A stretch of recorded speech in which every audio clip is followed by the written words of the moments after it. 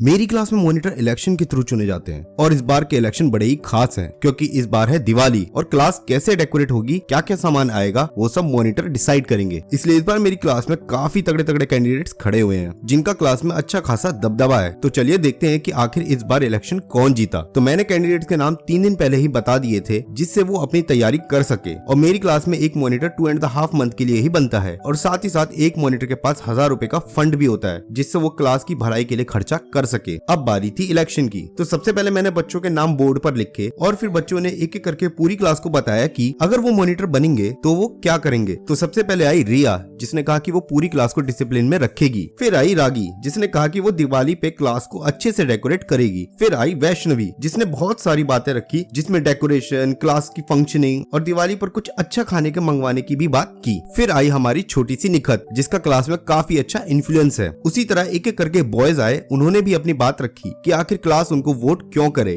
और काफी सारे वादे किए जैसे हमारे मिनिस्टर्स करते हैं। अब बारी थी वोटिंग की। बच्चों में हलचल शुरू हो गई थी कि कौन किसको वोट देगा और पॉलिटिक्स स्टार्ट हो गई। तो मैंने सबसे पहले लड़कियों की वोटिंग कराई जिसमें बच्चों ने अपने फेवरेट कैंडिडेट का नाम एक पेपर पर लिखा और वोटिंग बॉक्स में डाला। एक एक करके बच्चे आते हैं, वोटिंग बॉक्स में नाम को डालते हैं। बच्चे इस प्रोसेस को बड़ा एंजॉय कर रहे थे। उसके बाद हमने काउंटिंग स्टार्ट की। मैंने एक एक करके वोटिंग स्लिप खोली जहाँ रागी सबकी वोटिंग को बोर्ड पर मार्क कर रही थी। बच्चे बड़े एक्साइटेड थे कि आखिर कौन जीतेगा और हमारी वैष्णवी बड़े स्ट्रेस में आ गई क्योंकि उसकी और निखत के बीच कांटे की टक्कर चल रही थी और वो दोनों लगभग बराबरी पर ही थी। फाइनली वोटिंग खत्म हुई और वैष्णवी इस वोटिंग को जीत गई, पर निखत ने भी काफी अच्छी टक्कर दी। उसके बाद स्टार्ट हुई लड़कों की वोटिंग। उसी सेम प्रोसेस से बच्चों ने वोटिंग बॉक्स में वोट डाले। इस एक्टिविटी से बच्चे खेल खेल में ही वोटिंग प्रोसेस को सीख जाएंगे कि कैसे हमारे देश के बड़े बड़े लीडर्स चुने जाते हैं, कैसे वोटिंग होती है और डेमोक्रेसी क्या है। मेरी हमेशा से यह कोशिश रहती है कि बच्चों को खेल खेल में ही पढ़ा दूं जिससे उनको पढ़ाई कभी बोझ ना लगे। फिर बॉयज की वोटिंग खत्म होती है और काउंटिंग स्टार्ट। शुरू से ही दर्श ने अपनी पकड़ बना रखी थी और क्लास के ज्यादातर बच्चों ने दर्श को